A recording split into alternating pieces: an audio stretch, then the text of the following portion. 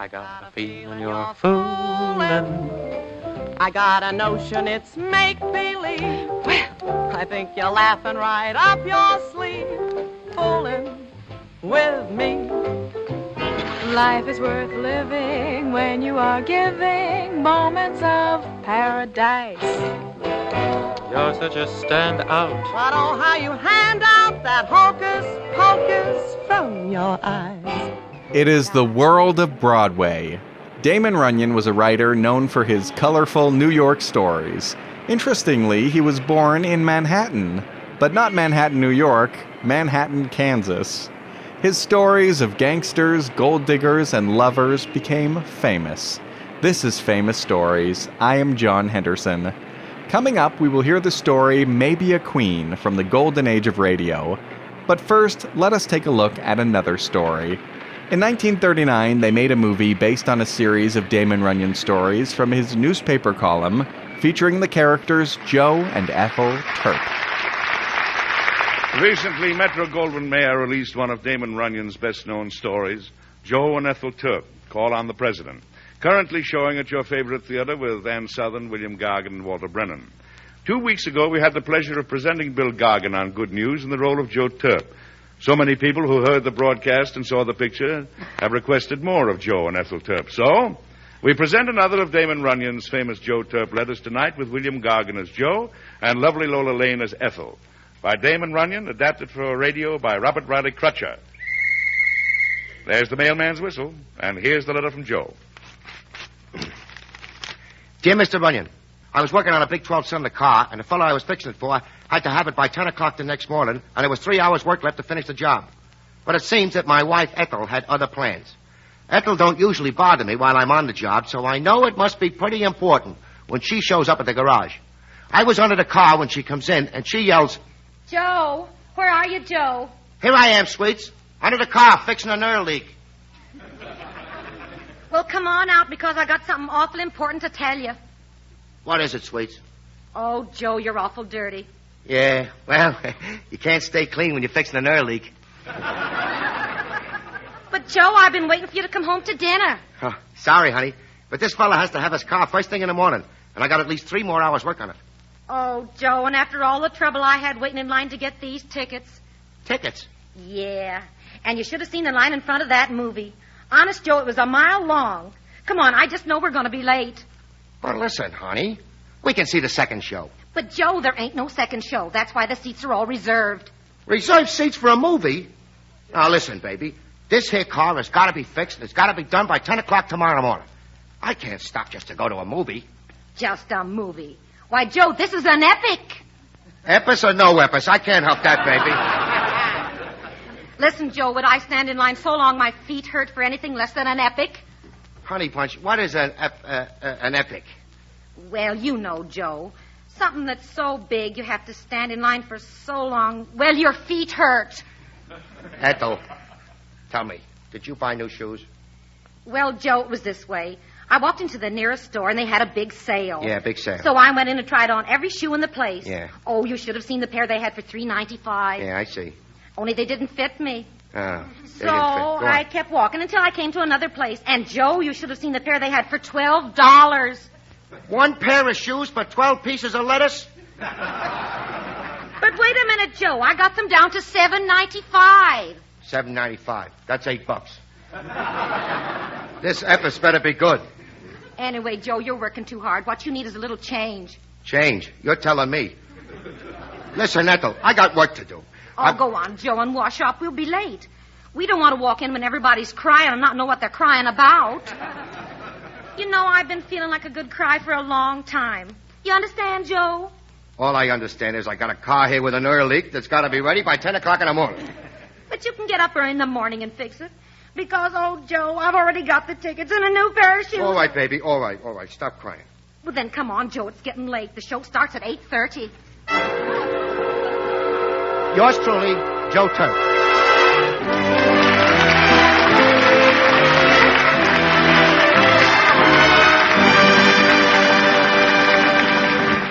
That is a sample of just one of Damon Runyon's famous stories. And here is another, Maybe a Queen, from the series called The Damon Runyon Theater, which first aired July 3rd, 1949.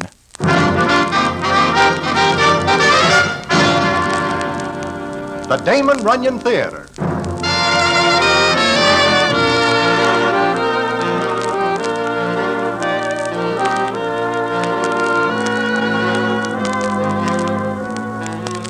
Once again, the Damon Runyon Theater brings you another story by the master storyteller, Damon Runyon. And this one, Maybe a Queen. And to tell it to you, here is Broadway. Thanks. This is a story about a guy and a doll. The guy's name is Jack O'Donoghue, who is a shoe clerk.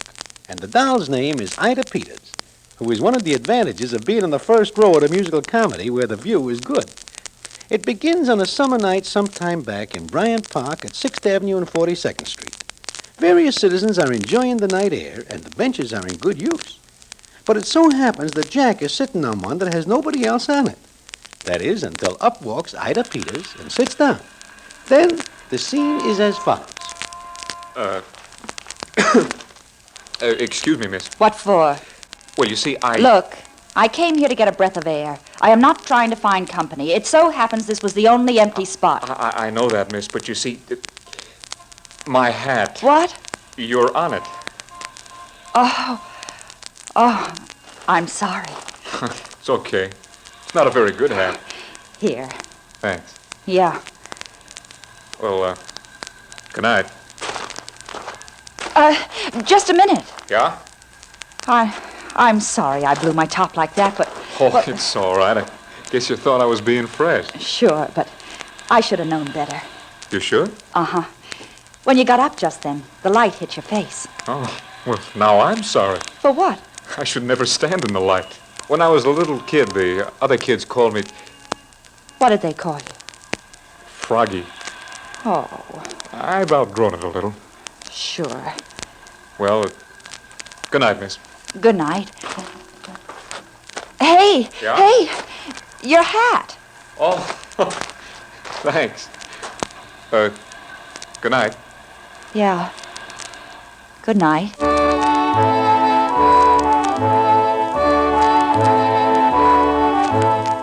That is the way it begins. A doll like Ida Peters, who may not be the best looking in the world, but doesn't have to move over for anybody, and Jack O'Donoghue, who does not represent a doll's dream and never will. Now, what happens is considered practically incredible by everybody. And what that is, I will tell you in a minute.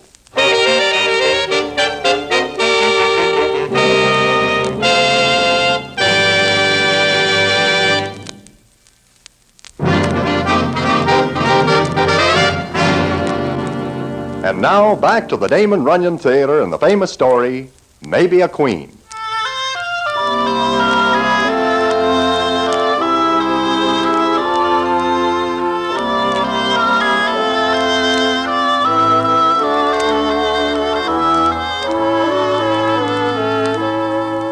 Well, like I say, Ida and Jack meet up in Bryant Park.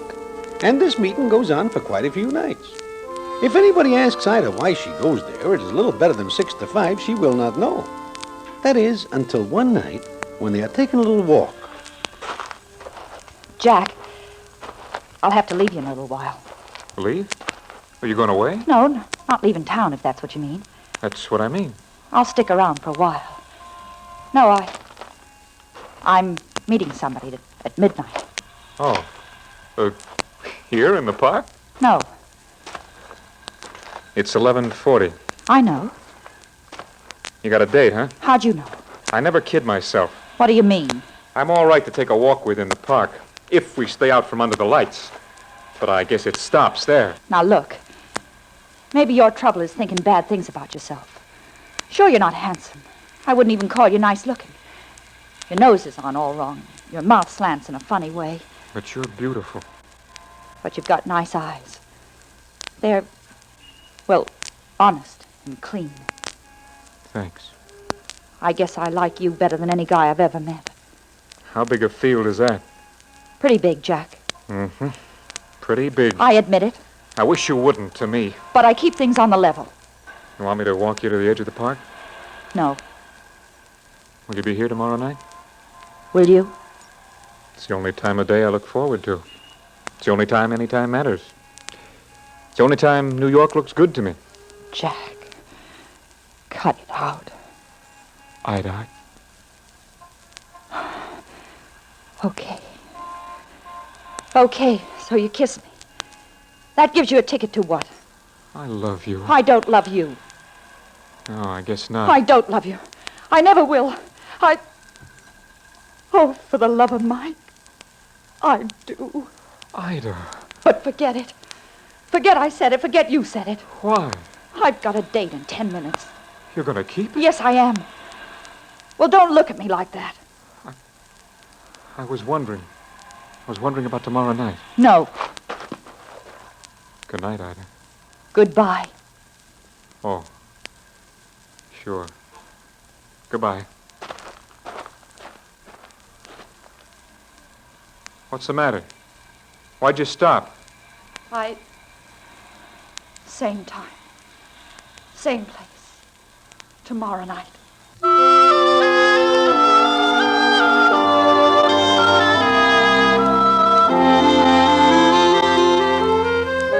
So now Ida is in love with Jack, and he certainly is more than somewhat gone about her. But all it ever amounts to is those meetings in the park. And why? Well, I find out about 2 weeks later when I run into Ida in Mindy's. Or she runs into me while I am sitting there. Hello, Broadway. Hello, Ida. Sit down. Thanks. Show's going all right? Fine. Anything wrong? Wrong? Why? Do I look it? Uh-huh. Yeah. Everything's wrong. You know Jack O'Donohue? Slightly. He's a clerk. He hasn't got a dime, and he never will have. There are some people who have the knack of being able to stay flat broke. Well, why does it have to be him? Is he very special? Extra. I am listening. Broadway, take a good look at me. It is a pleasure. What do you see? Lots. I'm good looking. There is no exaggeration in that. Lots of guys go for me. That is a well-known fact. I could do all right. Yes, you could. But not if I marry Jack. He asks you? Tonight. But I won't. I swear I won't. Why should I? I can do better, lots better. That is true. You ever live in a one-room flat in the tenements? In the summer, it's so hot, the air's like a blanket with hot water poured over it. In the winter, you put on all the clothes you've got and still you freeze. You hear the kids yelling and the neighbors fighting. You ever live like that? Yes, I do. Well, you want to go back to it? No. Then why should I? I have got no answer to that. I can do all right.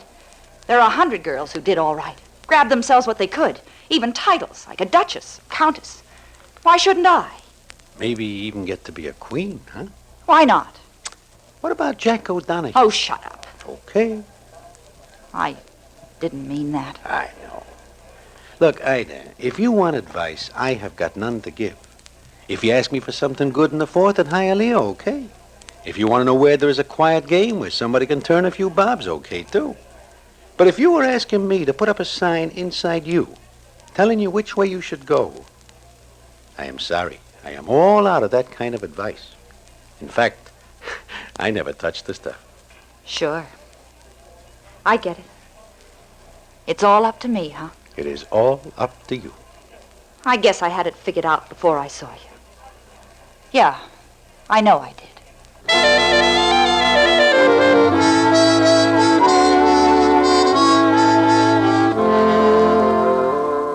So the next night, Ida meets Jack in the park as usual.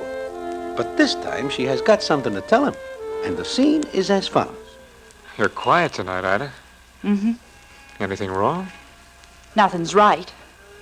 I'd like to make it all right, Ida.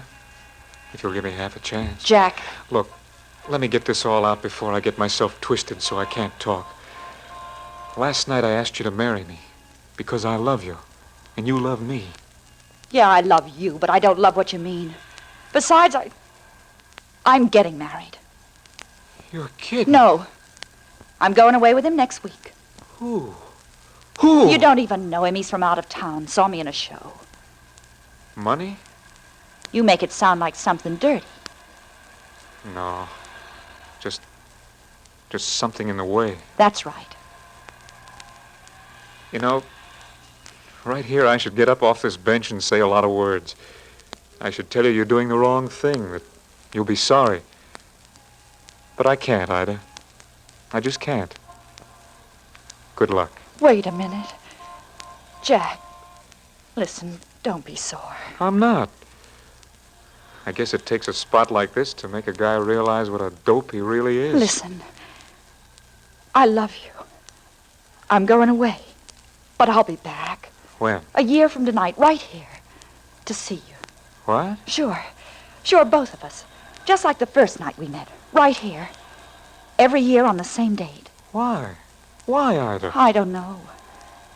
Maybe it's just that I gotta have that much left of us. If you get married, do the same. You mean that? I swear it, Jack. Okay, Ida. I'll be here. Every year, same date, same time. So will I.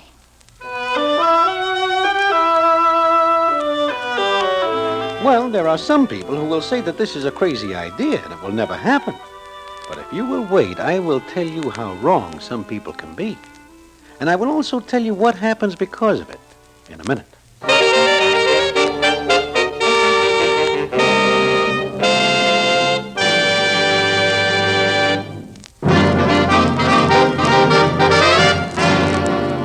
And now back to the Damon Runyon Theater and the famous story, Maybe a Queen.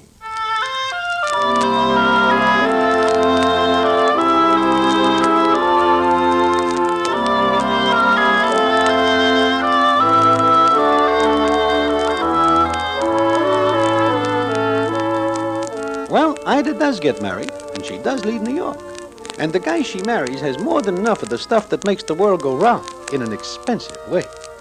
Then it is a year later, and the scene is the same spot in Bryant Park where Ida and Jack first meet. It is exactly the same time. And what happens is this. Hi, Ida. Jack. Jack, how are you? Pretty good. Gonna sit down? Sure. Of course I am. How you been? Wonderful. Oh, you look swell. You're as beautiful as ever. But are you happy, Ida? I've got what I want. Well, makes it okay, I guess. How's your husband? I don't know. We've separated. Oh, well, I'm sorry. Don't be. Somebody else has asked me to marry him. I can go to Reno and get a quick divorce. Sure, that's easy. The man who wants me to marry him is wealthy.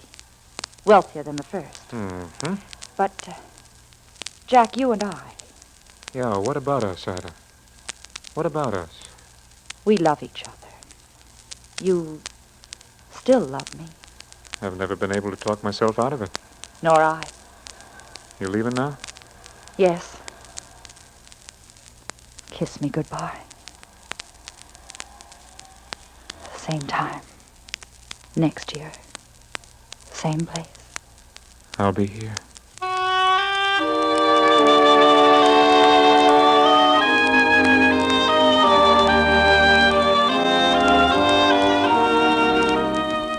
So Ida and Jack leave it that way.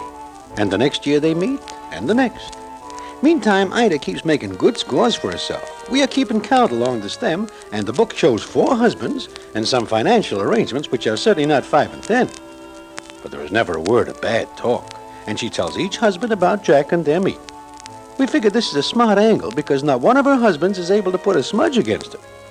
Then one night, I run into Jack O'Donoghue in Mindy's, and the scene is as follows. Hello, Broadway. How are you? Just fine, Jack. How you doing? Oh, good, I guess. If you do not mind my mentioning it, you do not look so good. Well, I got a cold, a cough. You see a doctor? Tomorrow. How is Ida? Oh, I saw her tonight. She's fine. You wouldn't recognize her, Broadway. She's a lady. Real lady. She even talks different now. And she's been all over the world. Told me all about the places you read about. Biarritz, Cannes, even whistle stops in Africa and India. Yeah, I guess Ida moves around quite a bit. But no matter where she is, she always turns up in Bryant Park on the same date, huh? She never misses. Yeah. Gee, a year goes slow. Jack, what will you do if she ever does miss one of those meetings? She won't. Maybe something will keep her away. Nothing could. Listen to me, Jack. I watch you now for a long time. You are sick, broke. Oh, I got a few dollars. Wait a second. What I am trying to say is that someday Ida might not get to Bryant Park for your date. You have got to think about that. Right now, you keep alive for just one day a year. That's right, Broadway. 364 days I'm dead.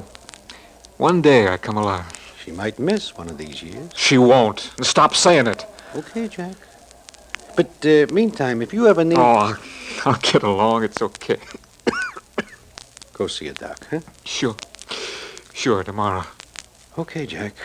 Meantime, take it easy. Sure. I always take it easy.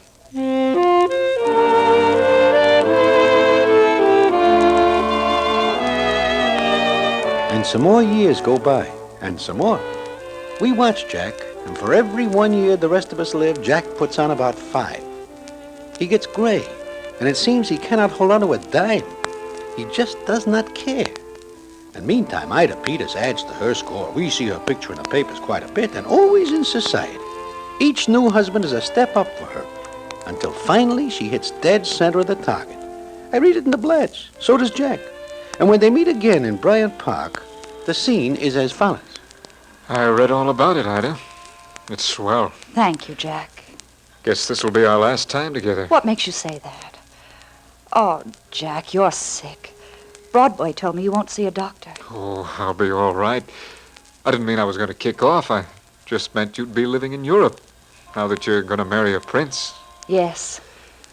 I walked up the ladder without missing a single rung. There's no place else to go. I guess this is it, Jack. What I've always wanted. They say he's a pretty nice guy. Yes, he is. And I told him about you, Jack. No? What did he say? It was one of the conditions under which I'd marry him, that I'd see you every year. All the way from Europe? If I have to, yes. He hasn't got a country. There was a revolution. But he's a prince, and you'll be a princess. Princess Ida Peters Watkins Van Goring Courtright Benson Morgan Stooping de Moran. The last name will be on my stationery. The others were the rungs. But you'll be here next year. I promise. I've never missed. Please, don't ever. No matter what happens, I'll be here.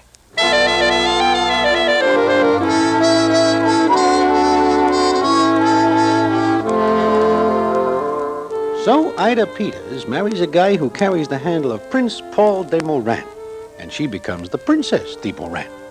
And from what we hear and read, this is probably her last time at bat in matrimony. She has got what she wants. And each year she turns up in Bryant Park to meet Jack O'Donoghue. Then it is some time later, Ida and the prince are in New York in their hotel. Ida, my dear, where are you? Right here. Ida, I have just received this cablegram. Here, please read it. Paul, what does this mean? Exactly what it says, my dear.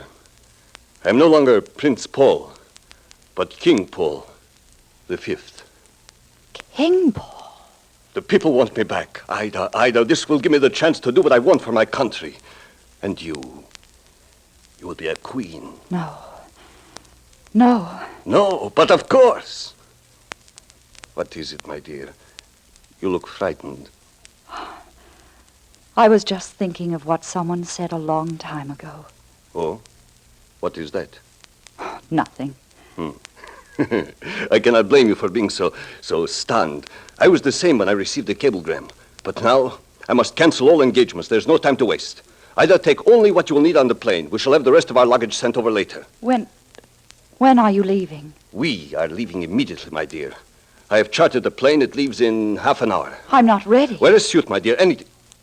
Well, please, do not stand there looking. Paul, there's something I must do first. There is nothing you can do first. I must be in my country tomorrow afternoon at the latest. Paul, I'll join you there later. You cannot. They will want to see you. Think of it, Ida. We will be... I'll join you later. The day after tomorrow.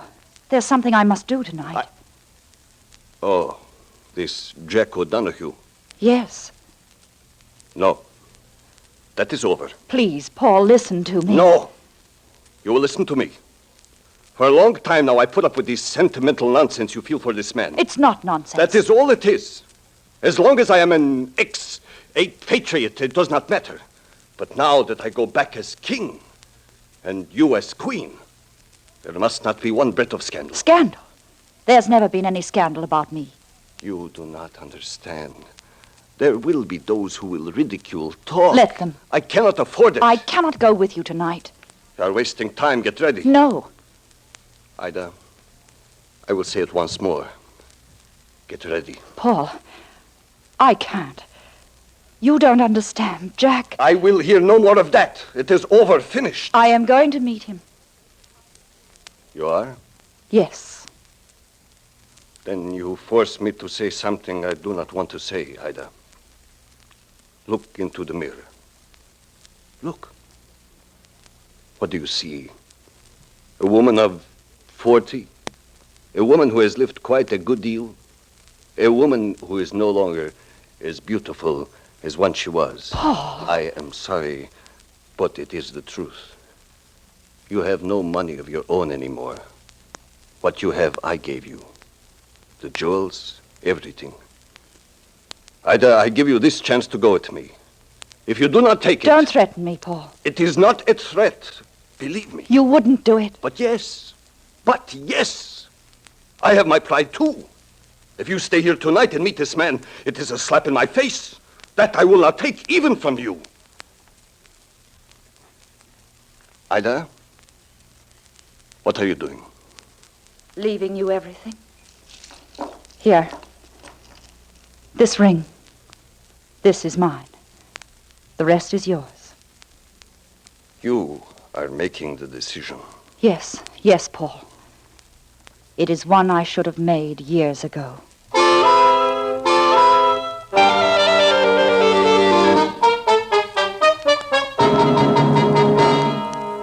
Broadway.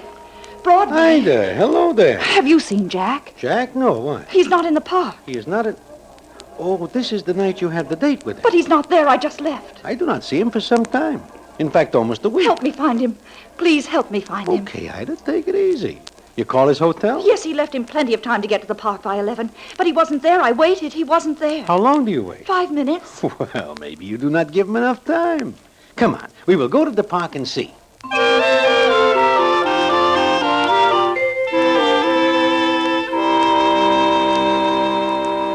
You see, he's not here, Broadway. This is the place. Yeah, I see he's not here. Where is he, Broadway? Where is he? You are very excited. He's got to be here. He's got to be. Hey, there is a taxi pulling up.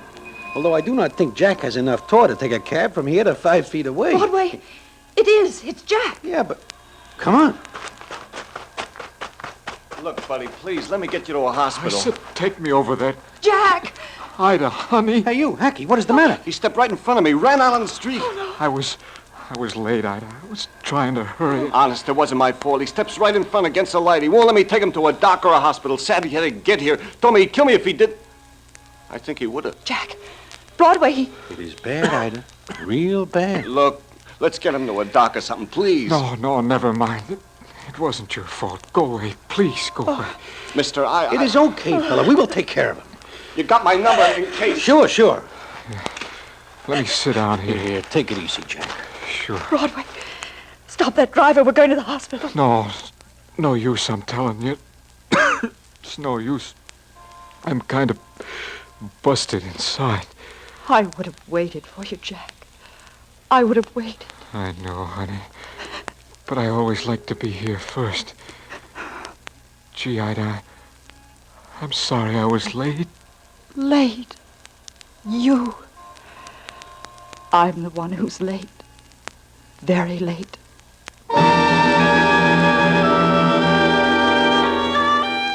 Well, there is not much more to tell. We get Jack to a hospital, and the doc tells us that he has a 50-50 chance if his lungs are okay. But they are not. It is some hours later when I and Ida leave the hospital. And Jack. There is nothing more to do. But the story is not over. And what the payoff is, I will tell you in a minute.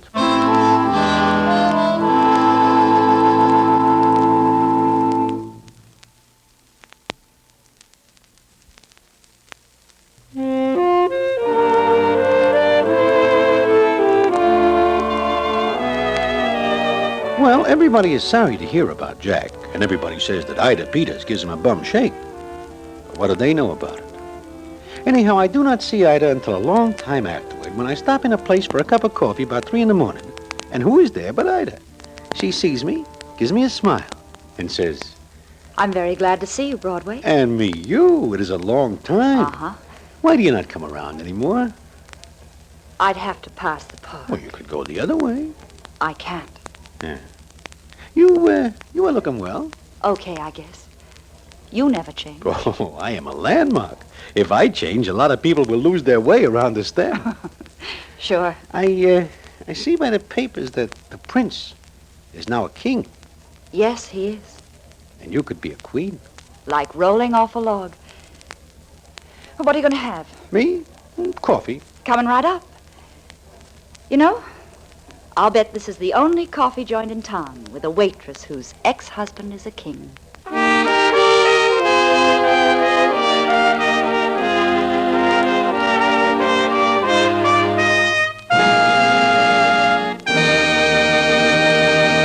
And so ends Maybe a Queen, another of the famous stories.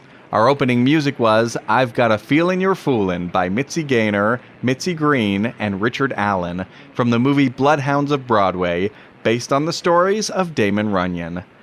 In 1949, the Damon Runyon Theater, with John Brown as Broadway, was directed by Richard Sanville, and the stories were adapted for radio by Russell Hughes. Bern Karstensen was in charge of production for Mayfair Syndication. John Henderson speaking.